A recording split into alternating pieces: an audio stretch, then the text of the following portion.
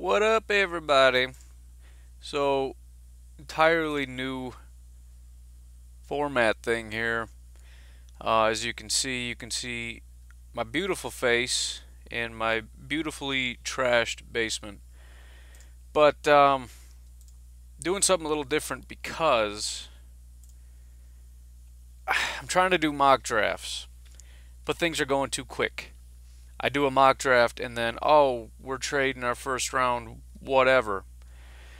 So I had some people reach out and they're like, what's going on with the videos? And I'm like, I don't know, man. I don't know what to do. It's crazy. So I figured, you know what? Let's just do kind of a news and notes thing. And then I'll practice with this new format. It's weird. There's a camera. I'm supposed to look up at this stupid camera. I don't know how to do that. Usually it's just an audio recording and I can just stare off into space and think and do whatever I got to do and whatever. But the cool thing up there is where you are, is that by practicing this, I've had a few other ideas. First of all, if I can, over here is compliments of NFLBigBoard.com, which granted, if you checked it out, you probably said, wow, this site's glitchy and stupid. That's true, but I'm working on it. Please don't give up on it. Over there is what used to be the draft order, which is not anymore. But you know what? I don't know what to put up here. So we got ticker bar, and then me, big board, and a list of team names that's sort of like the order that we're going to be drafting in. But anyways, doing mostly news and notes to try to get caught up, make sure everybody's informed, see what's going on, practice this format because Saturday what I'd really like to do is do a live mock draft, to actually stream this to YouTube and just see if it works. I don't know how to really use this program. This is a start, but actually streaming it onto YouTube and then, you know, getting up like the chat and maybe try to get like a poll up there so that I can say, all right, who are the Browns picking, and we kind of get the chat so there's like a discussion, people can make arguments, and then we got my hands. You can't see my hands. This is a tiny box, but the box doesn't matter. It's just the, I don't know, got to learn a lot of stuff here, but I think that'd be kind of cool. I'd like to try it, and I have to start somewhere, so this is where we're starting. So, and I don't have all the news because I didn't want to go back for 4 weeks. There's so much stuff going on. So I went back like 4 days, and I tried to get as much of it as I possibly can. But this is just some of the stuff that's going on.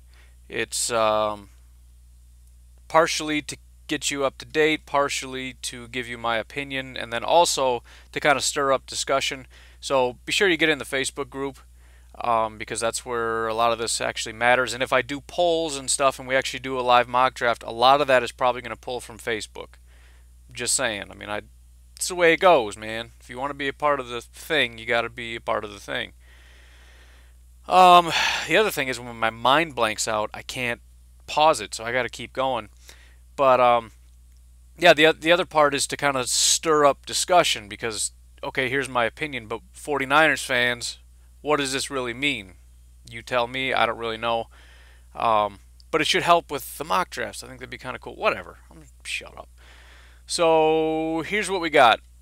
49ers signed Richard Sherman to a 3-year, basically $40 million contract. So the 49ers are going all in. It's kind of a new thing with the NFL to just say, you know what, we're just going to cut everybody, reshuffle the deck, sign everybody, and we'll see how it goes. 2-3 years ago, I would have thought that that doesn't work. The whole dream team thing doesn't work in the NFL, but the Eagles did it, and they won a Super Bowl. They're one of the teams that did it. So we'll see how this goes, because it could end up in a cap disaster. But Richard Sherman sticking with the 49ers. They're going all in. They still have a ton of cap space, I believe. I don't even remember anymore. Again, this all made sense. I spent hours working on this stuff, and then I sit down and I got a camera on my face. I'm trying to say these things out loud, and it's like, I don't remember anything. I'm stupid. 49ers cut Elvis Dumervil. Whatever. But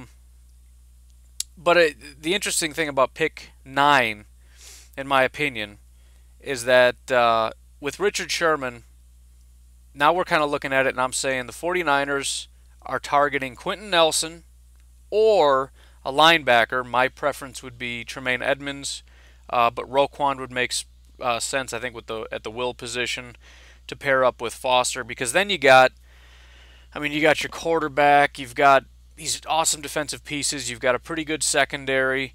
You add a guard to that group, or like I said, or a linebacker. I don't know. It's kind of where my head's at. 49ers fans, let me know, but I just feel like that's kind of set in stone, and I don't think there's any reason to move, right? There's no reason to pair up or load up draft picks and throw them out there, because one of those three guys is going to be a massive increase, upgrade on your team, and oh my gosh, this sucks. I don't think, but you know what I'm saying, right? There's no reason to move up because one of these guys is going to be there. There's no reason to move back because you want one of these guys. So I think 9 is a perfect spot to pick. If Quentin Nelson's there, that's my guy. If he's not, Tremaine Edmonds is my guy. If not, I'm iffy on Roquan. I've been saying that for a while, but he makes sense. I think he could be a great piece, especially with your Mr. Foster man. The Bears, when I woke up this morning, because I go to bed at like 7 because I'm a 90-year-old man, you probably heard this last night, I found out this morning, are planning to sign Allen Robinson to a 3-year, $42 million deal, which is $14 million a year. Like a lot of these moves, the biggest thing is, the Bears did this last year. They signed like 6 free agents. They're big-name guys that have had success at some point or another. It didn't do anything. But Allen Robinson's probably the best of them. They had the cap space to do it. Not a ton of cap space, but they had enough to at least do this deal. As I put in my notes here, if you subtract, I don't know the exact numbers, but if you subtract 14 from where they're currently at, they still have like 30 million in cap space. But the big thing with a lot of these trades that I'm seeing is that it eases the needs. Right, so the Bears, it's always like, well, you got to give them a wide receiver because they're so desperate. It doesn't matter. We got to reach. We got to trade. Now you don't really have to. If you got somebody at a good value, you can just pick who you got to pick. But it's not a super big need. They still need a wide receiver, but you can get a guy in the second round, third round. There's still a lot of talent out there. So Allen Robinson is going to help out quite a bit. They're still in kind of a rebuild mode, in my opinion. Right, they're cutting tons of people, but this is a good piece for the Bears. The Bengals trade I really, really like. I'm just getting excited about the best thing about all this and doing this YouTube channel and stuff is I'm becoming a big NFL fan. It's not just Packers and then the Bears sign Allen Robinson and I just punch a wall because they're better now. I think that's kind of cool. Like, oh, that's awesome because then the Bears could da-da-da-da-da. Maybe I'm a bad Packers fan. I don't really care. But the Bengals thing is really cool too because, how long have we been doing, if you've been with me and we've been doing this YouTube and this Facebook group and everything, we're doing mock drafts, just running them through our head every day. And the Bengals, just like the Bears, it's so boring because no matter what, you got to give them offensive linemen. Same thing over and over and over again. They still need offensive line, but the cool thing about this, not only do they get an offensive lineman, but they trade back, which sounds like it might not be great, but you're kind of in that interior offensive line area, right? Isaiah Wynn, maybe at guard. You've got who is it? Daniels, the center might be a good. I don't know what your preference is for the top guys, but at the end of the first, I think so. In other words, by the conclusion of the first round, the Bengals could have 2 big offensive line pieces. I think that's awesome for them. Conversely, the Bills, and I don't think I put it on the Bills thing, so I'll talk about that, but the consensus seems to be that they're planning to move up into the top 10. I'm kind of thinking that a lot of these teams, and you can see it with some of these teams signing quarterbacks, a lot of these teams are looking at it and saying, look, there's like 2 or 3 quarterbacks that I really want, as much as we all say there's 5 of them. They're all going to... I feel like there's like 2 or 3 that teams are saying, I got to get these guys, and they're all kind of jockeying for position to get, because there's way more teams than there are guys that you want to take in the top 10. So you have some teams that are signing quarterbacks because they're kind of worried, and you got some teams like the Bills who are like, no, I'm getting that guy that we want, and we're going to make it happen. But it's interesting, and it's extremely exciting, and I can't wait to see what the Bills do. I don't know if they're going to keep moving or if they're Gonna wait until draft day to use that other first round pick to keep moving up. But I think that's awesome. Cordy Glenn was a good move, and the Bills are moving up to get that quarterback, which I think is pretty cool. The Bills, oh, it does that. That's annoying. They signed some guy who I can't. Owa Ogajubajubanama. Doesn't really matter. I saw it. I put it down because it's a signing, but he's probably not even going to make the team. But they also signed Chris Ivory. In terms of the impact of that for the draft, probably not much. It's kind of similar to the Packers with Kizer in that you don't really need a running back, but if there's any thought that maybe we're going to get one for depth, we probably just don't need it anymore, right? We have our depth. We have Chris Ivory. We have Shady McCoy. I think we're good at running back now. Broncos, another one. Woke up this morning and I saw Case Keenum was the first one to fall. I didn't see any numbers. Maybe by the time you see this, we'll have some.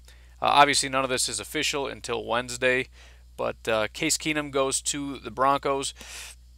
One of the interesting things about it, and it just kind of blows my mind, same with Tyrod Taylor, but all the talk is about how great Kirk Cousins is. And I know not everybody is a big Pro Football Focus fan, but Kirk Cousins is like ranked 19th overall. I don't think he's ever, whether it's Pro Football Focus or what is the other one, with the DVOA stuff, he's never under any metric been better than a mediocre quarterback. So I don't really understand this whole like, oh man, he's elite, we got to give him please, Vikings, sign him.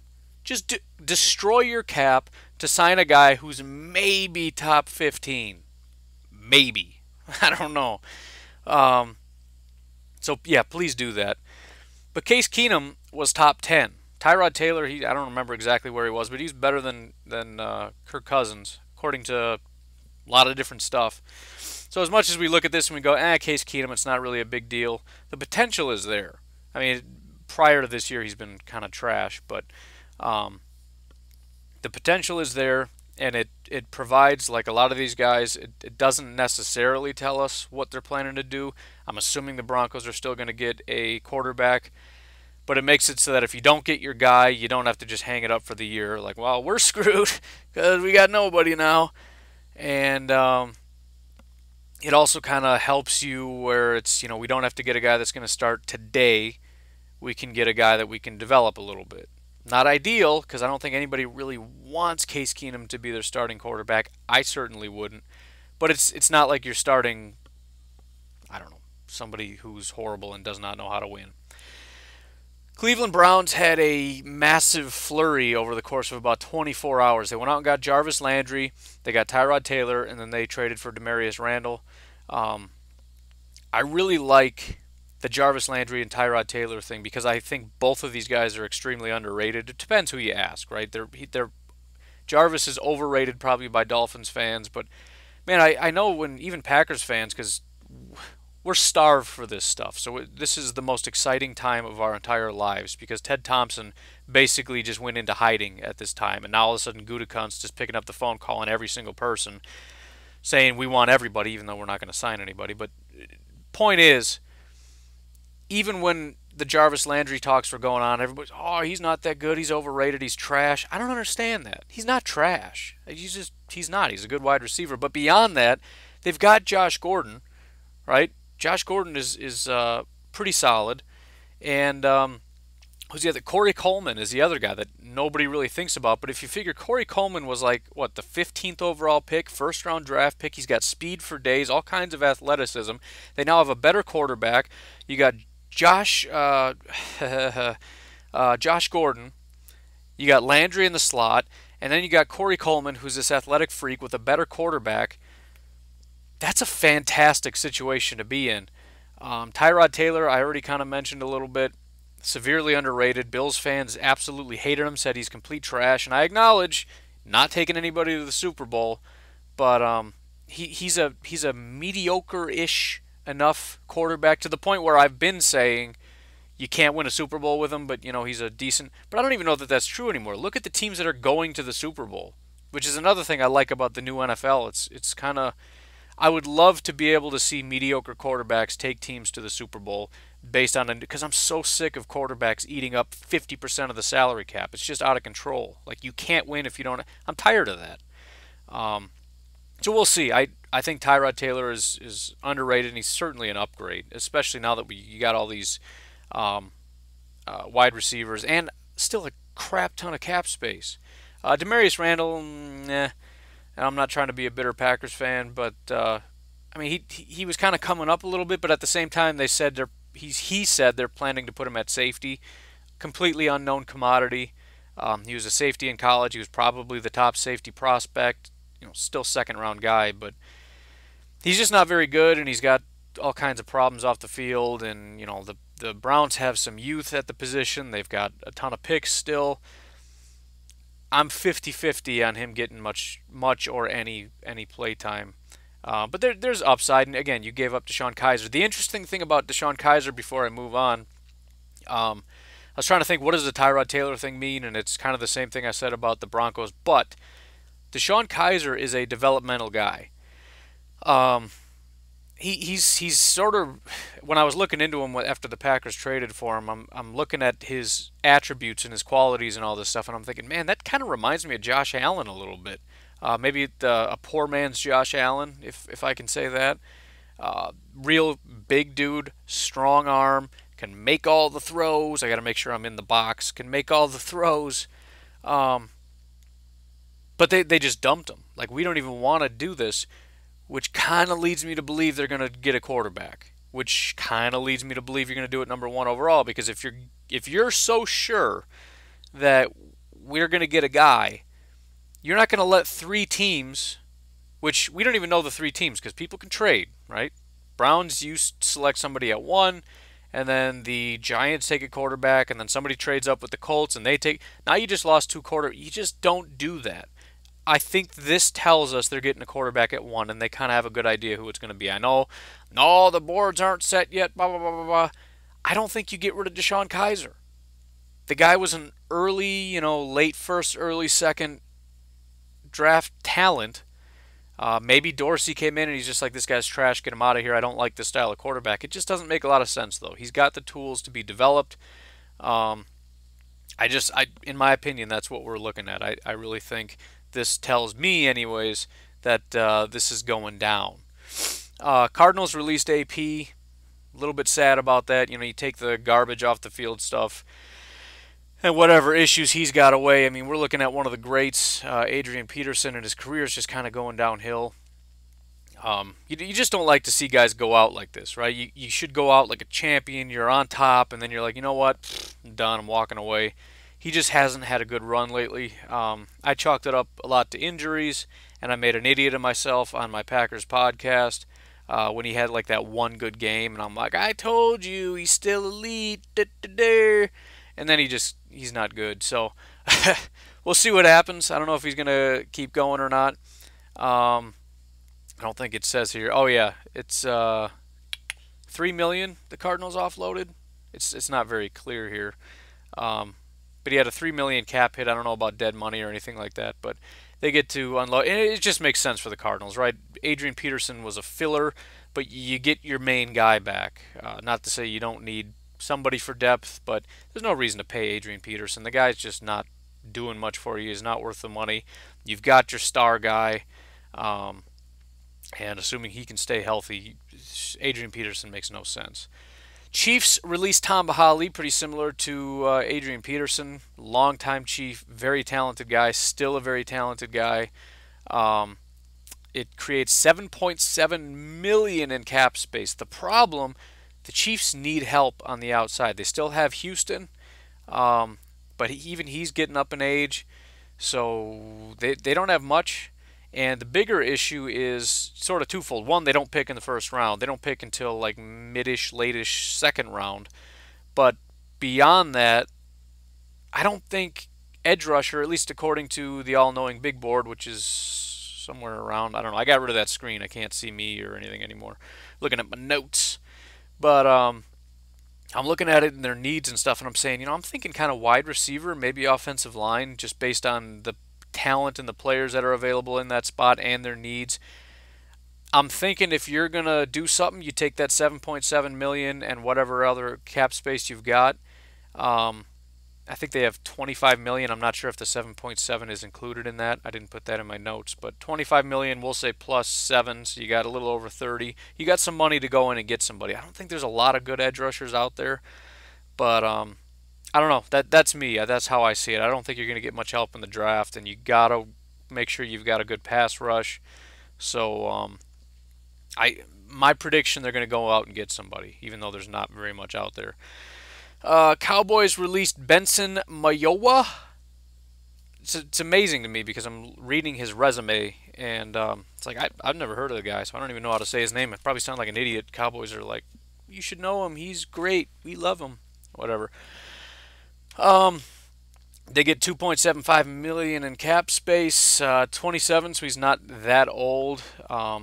2 years ago, he led the team in sacks, which isn't saying much because it was only 6. But I mean, it's not nothing. They don't really need him.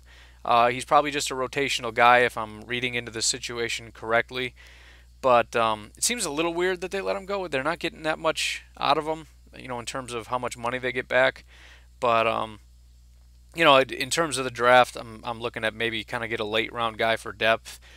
First guy that kind of jumped out to me as a potential 6th, 7th round guy would be somebody like Ade Aruna. Similar size, very athletic, but kind of raw kind of prospect. I could be wrong about 6th or 7th, but I don't know. I was just trying to throw out a name for you, so there you go.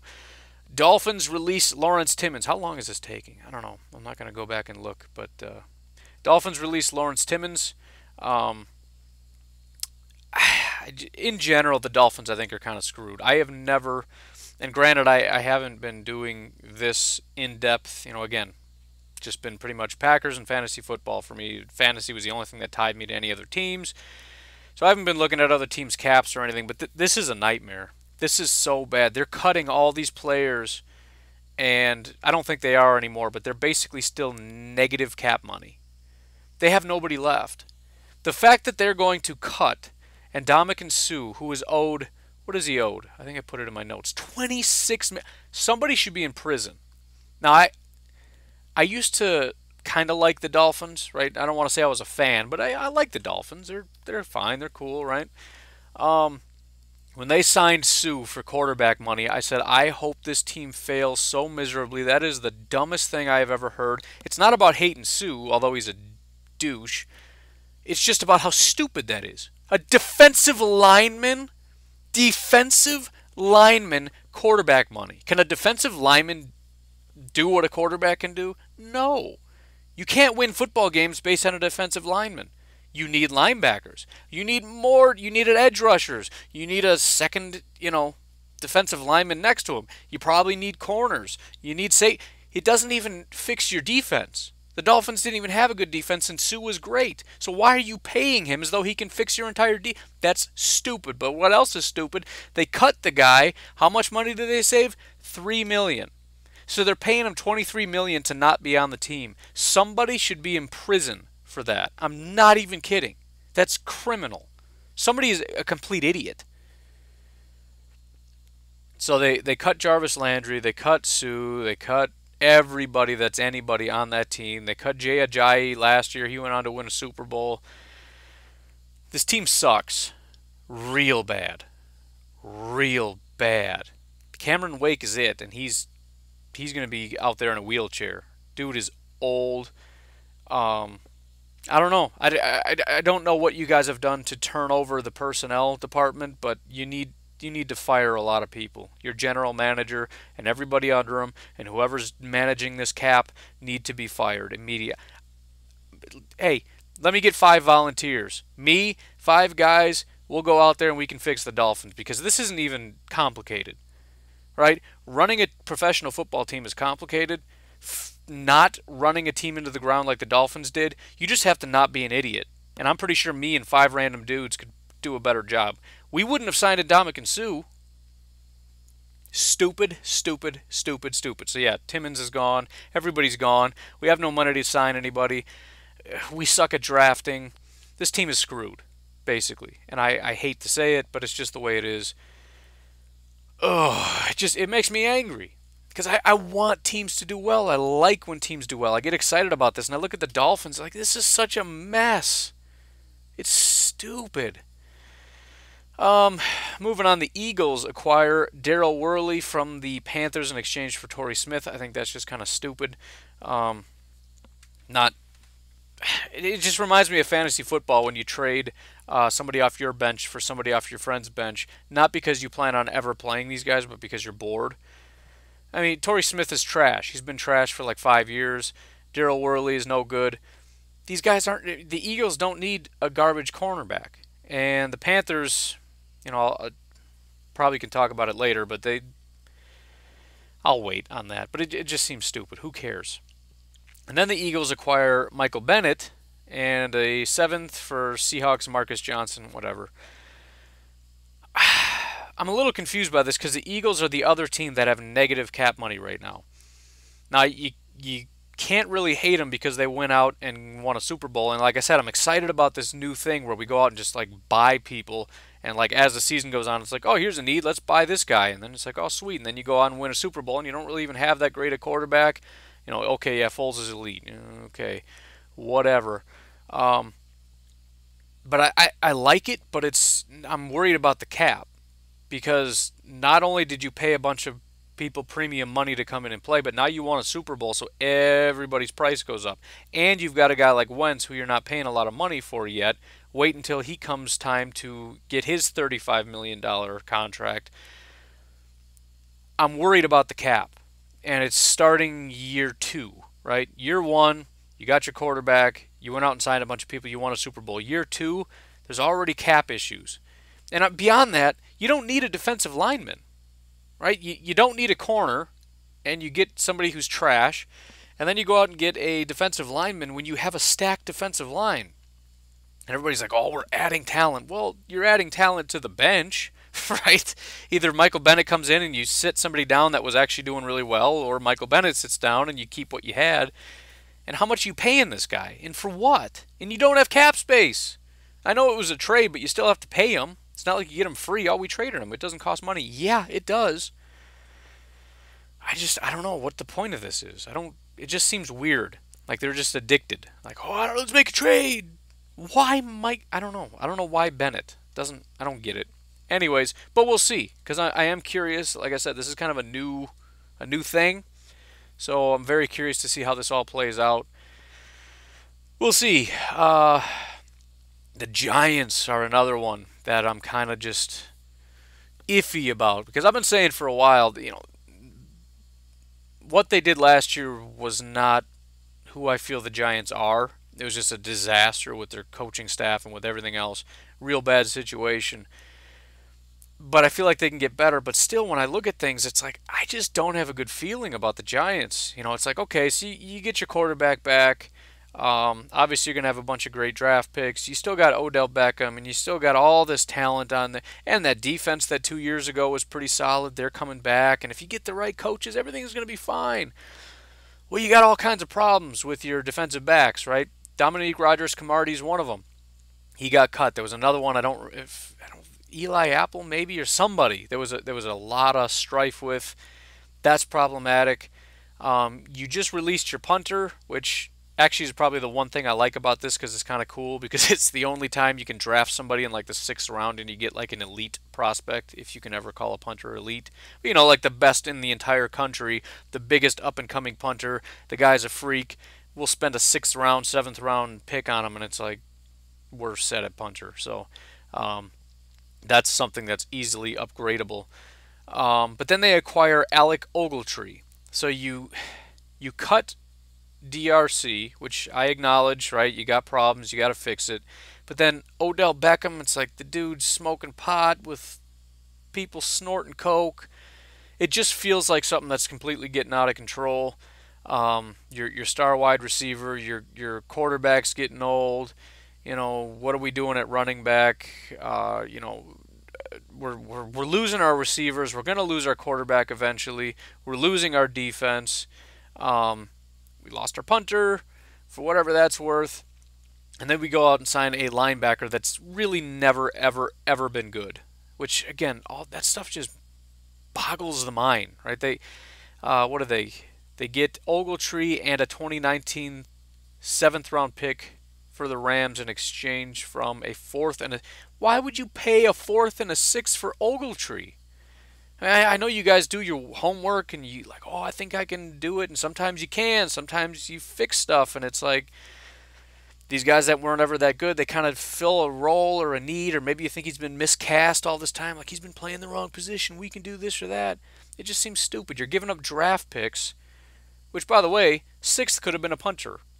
Just saying. For Alec, it just, again, I'm using Pro Football Focus as a reference, but the guy's never been good.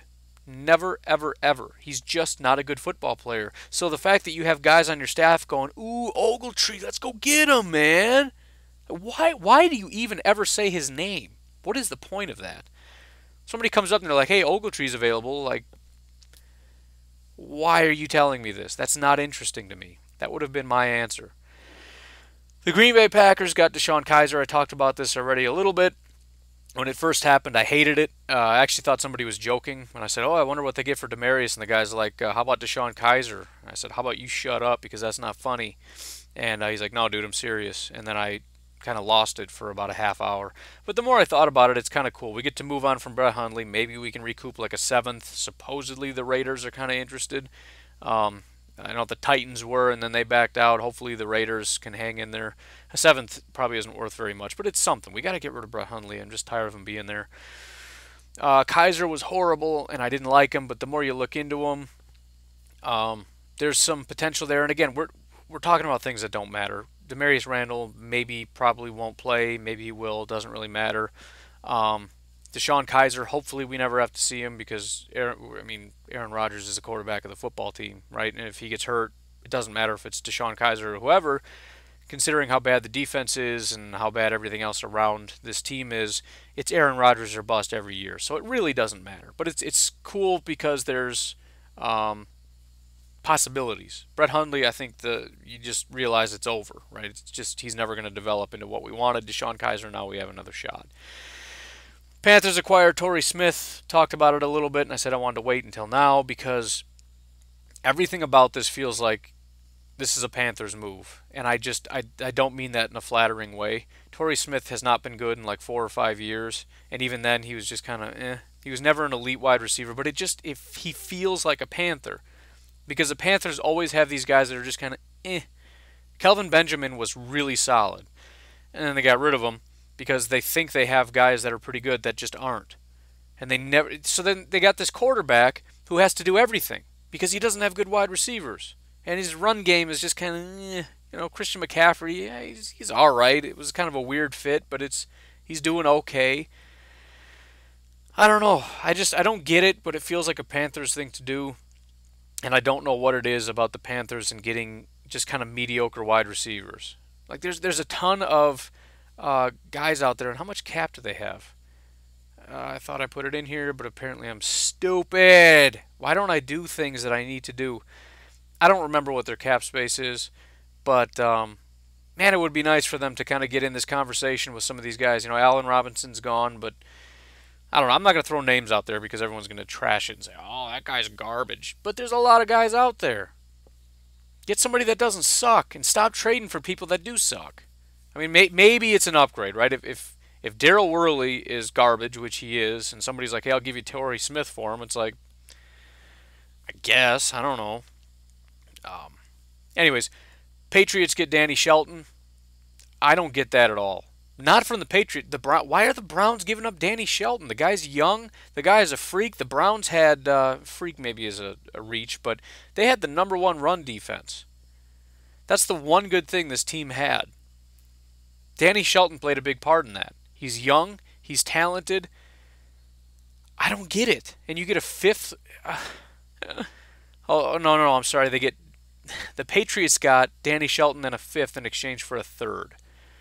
So the Browns get a third. I just don't get that. I want Danny Shelton. I don't want a third. I want Danny Shelton. So, again, Dorsey comes in and he's like, no, these are my guys. These aren't my guys. I don't get that at all. Patriots got a steal. Danny Shelton for a third is a no-brainer in my opinion.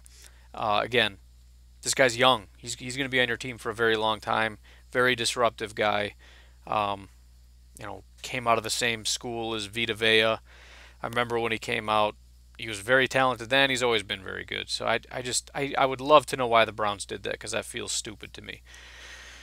Patriots released Martellus Bennett. Good. He's a douche. If you notice, I like that word. But he kind of jerked around the Packers pretty bad, which upset me a bit. Still hoping we can recoup that $4 million that he screwed us out of by pretending he was hurt and not playing and playing like garbage, and then going to the Patriots and being like, oh, never mind, I'm not hurt anymore, I can play.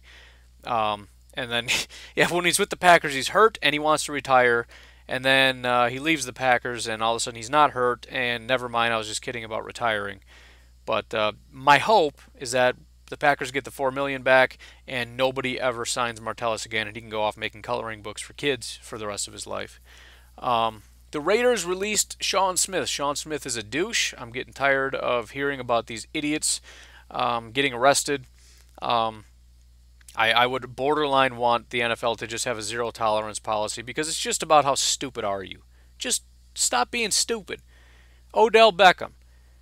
Somebody videotaped you smoking pot, trying to get a girl to do something with some other guy while she's snorting coke. You're out of the league. I mean, I know the league would suck after a while because they're all just so stupid. All these guys are just brain-damaged idiots who run fast. I get that, but I'm so tired of it. Guys beating on women, guys beating on their kids, guys snorting coke, guys smoking pot, guys carrying around guns, going to clubs like you're still gangbanging. Like, dude, you're a multi-millionaire. Act like just embrace it. You're rich now. You live in the nice neighborhood. You drive nice cars. Why are you going out to the club with a gun and shooting yourself or shooting other people? I hate all of this. Sean Smith is going to prison. I could not be any more happy about it. I hope his 1 year turns into 10 years. Forget him and all these other idiots. I'm tired of it. I'm so tired of it. Anyways, that was my rant. I just don't know how you can be that stupid. I have to go to work every single day to a job I don't want to go to, just like you do, so that I can just put food on the table and do what I have to do. This guy's a millionaire and he goes beating on people. And I don't know the backstory, and I don't care the backstory. Stop putting yourself in those situations. I don't get into fist fights all the time. I don't go around with guns all the time. You know why? Because I keep to myself. I don't go around bugging my neighbors all the time or doing whatever else I'm doing. I'm not hanging around with people that are going to get me in trouble. You can avoid these things. And I don't have an anger problem. Despite this, I don't have a problem just popping off. Somebody does something I don't like and I slug them in the mouth. I don't do that. Because I have kids. I have a family. I can't be in prison. I have responsibilities because I'm a grown-up. This guy's an idiot. Anyways, so it hurts the team a little bit, but they do get to free up $8.5 million in cap space. The cool thing for the Raiders, though, is because of where they're picking, pick 10, I believe, they got guys like Denzel Ward is probably in play. That's an option. Another route to go would be to use the 8.5 on a corner. There's a ton of corners out there. And then you got pick 10. You can still do Denzel Ward, or you can go linebacker would be another spot. It's a pretty good spot, and the $8.5 million helps them. I think they'll be fine. It's not going to be that hard. As good as Sean Smith kind of is, I don't think it's going to be that hard to upgrade him. I think they'll be fine, especially freeing up $8.5 million will buy you at least somebody as good as Sean Smith. The Rams went out and signed every corner ever. They got Marcus Peters. They got Aqib Talib. They got Sam Shields, who, you know, again, not just being a biased Packer fan, I'm concerned about his health because he had 5 concussions. But the dude was good. He was pretty solid for the Packers for many years. Undrafted guy, I think, and just groomed into being an awesome corner. Little confused by it, I guess. I don't know why you do that. Why you spend all that money on cornerback? Not that it's. I mean, yeah, it's great. You're gonna have a great secondary. You got real good safeties, and I know you're gonna offload Tremaine Johnson, so you get basically 2 of these guys for the same price. So maybe it's kind of fine, but it just seems a little weird. You have a lot of needs elsewhere. I mean, you'd get rid of Tremaine Johnson, maybe get one of these guys and get an offensive lineman for your quarterback who's on the verge of being the next Andrew Luck because of all the injuries. I don't know. It is what it is. It's fine. If nothing else, it's just you can kind of look at the 49ers and say, yeah, you got a quarterback, huh? That's cool. Let's see what he can do against us, right? So I don't know. It'll be fun to watch. I think it'll be cool to see how well these guys do. I'm still kind of wary of the whole dream team thing because it has failed miserably in the past, but it seems to be working now. So I don't know. I think that'll be kind of cool to watch, just as an observer and a fan of the NFL to see how this all plays out. Um, you see all these different strategies and all these different things, and sometimes it works, sometimes it doesn't. It's just kind of I don't know. That's my whole thing, right? I don't know. Neither do you. You don't know. My opinion, it's weird, but until they do it and it works or it doesn't, I don't really have an opinion, I guess. The Ravens released Ladarius Webb. They get 1.75. It's not a big thing in terms of what they get for it, but it's one of those things where he's getting old. He's probably not in their plans going forward. He's not going to get much playing time, so if you're not going to keep him, even though you don't get much in return, just get rid of him. There's no reason to keep him hanging around. Um, I didn't really think to look, I guess, at potential pickups. I don't know. I mean, there's defensive backs. There's plenty. And again, this is sort of a depth thing. It's not like it's a high priority deal because he's not really a starter. Is my understanding. I don't know. Ravens fans, let me know. But I get the feeling he's a rotational guy. And again, he's old and just going forward, I think it's kind of a enough is enough. The Saints right tackle, Zach Strief, I think is how you say his name, retires after 12 seasons.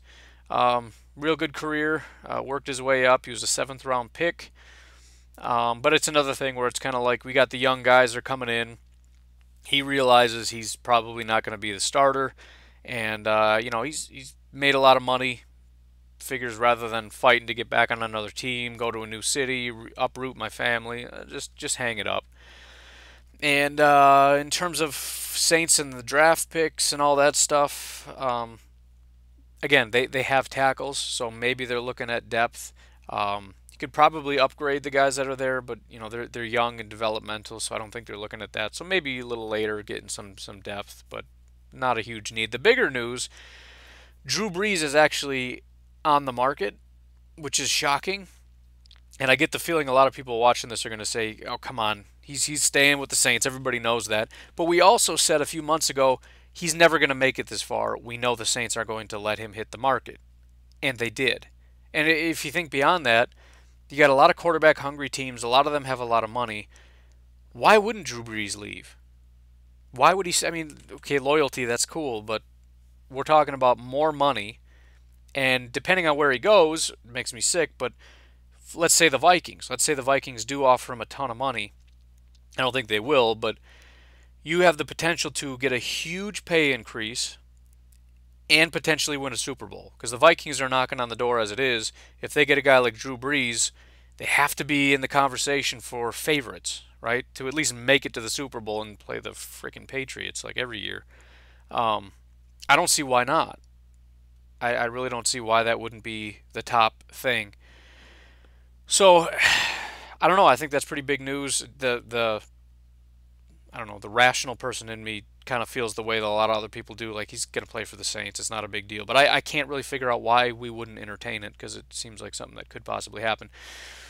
Seahawks release Jeremy Lane. Seahawks are just they also acquire Marcus Johnson. They gave up Michael Bennett. The bigger storyline here, similar to the Dolphins, is, and I've been saying this for a long time, because when you do really well in one particular draft and then you win a Super Bowl, there's a ticking time bomb about to go off. And that is, you have guys that are cheap because they're on rookie contracts who really are underinflated value or whatever. Their value is like this, but they're stuck on these rookie contracts.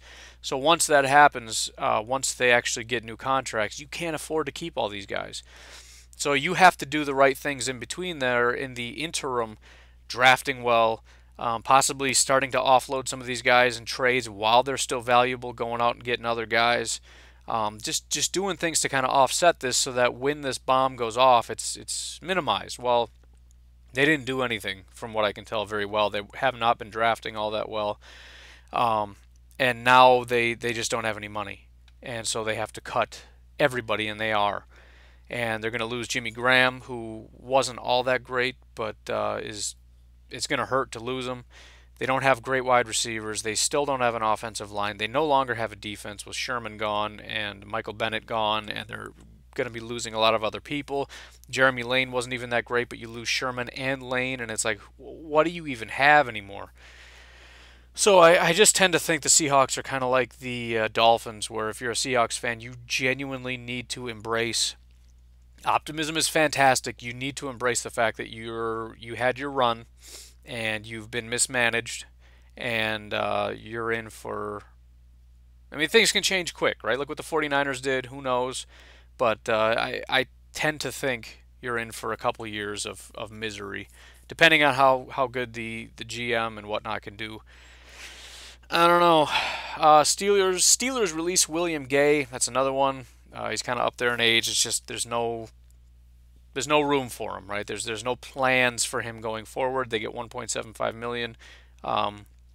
Not really even worth mentioning all that much, but it was in the news, and it has to do with adding and subtracting players. And again, a lot of this is about informing people so that when they do their mock drafts, they have some idea of, oh, maybe this, that, or the other. I don't know if this sways you, but this isn't me telling you what to do. This is me just giving you information. You figure it out. You're a grown-up. You can do what you want. Or you're a kid, but you're not an idiot. Or you're an idiot, and you can make bad decisions. Either way, there's a piece of information for you. You're welcome. Lastly, finally, the Tennessee Titans have released Denoris Searcy, Eric Weems, Matt Castle, DeMarco Murray. This, in my opinion, is the kind of stuff the Seahawks should have done. This is a team that is not in a cap crisis. They have a decent amount of talent. They're not really getting very far in the playoffs, but you're offloading a lot of people. You're offloading some money so that when things happen in the future, you're just, DeMarco's still a talented guy, but we don't really need him. Matt Castle, don't really need him. Denoris Searcy is maybe the one that could hurt a little bit. Oh yeah. So they replaced Denoris Searcy with Cyprian, which I thought was weird because, again, Pro Football Focus, but Cyprian supposedly played pretty terribly, and Denoris Searcy isn't that bad. So usually when I say stuff like that, fans of the team are like, "You're an idiot. Searcy's an idiot and he sucks, and Cyprian is an amazing safety." But I don't really buy it. Sorry. So I think it's a little weird, and I definitely think that there is a need for safety now. But Eric Weems, meh. Matt Castle, hopefully, again, doesn't matter. We're talking about a backup. And DeMarco Murray, it's just kind of one of those things where you got a guy that's 30 years old. He's $6.5 million you're paying the guy, and you have a running back. So it's just being a good GM, right? We'd love to keep all these guys, but we're going to free up some cap space. We're going to get some guys that are younger and a little better, and we've got cap space now to play with. I don't know exactly how much they have. I didn't put that in my notes. But and then we just have to draft well beyond that, and that's kind of that. So again, this is a new format. The point of this, a lot of this is just for me to practice. Planning on doing this a little bit every day, just kind of taking the news. This is a big one because it's like 5 days. It doesn't even tell me how long I've been doing this. I don't like that. But and then hopefully this weekend, I'll keep learning how to do this stuff. I'll do a live stream to YouTube. Make sure you get in the Facebook group because a lot of the information that I get, and if I can, I'm going to try to get polls up from Facebook, and that's where we're going to decide who do the Browns take. Well, it depends on what the poll says, and the poll's going to be done in the Facebook group, so all that stuff should be in the description. Everything you need to know. NFLBigBoard.com. Be sure to check that out. It's glitchy, but it's still pretty cool. Bang, that's useless. That is my thing that I paid for, and that's it. So just you can let me know what you think, but I don't really read the comments anymore. If you really want to let me know what you think, I think my email's still in the comments. I don't really know. I just copy and paste it. Or Facebook group, again. That's where you can get a hold of me. So I guess we're done. Bye.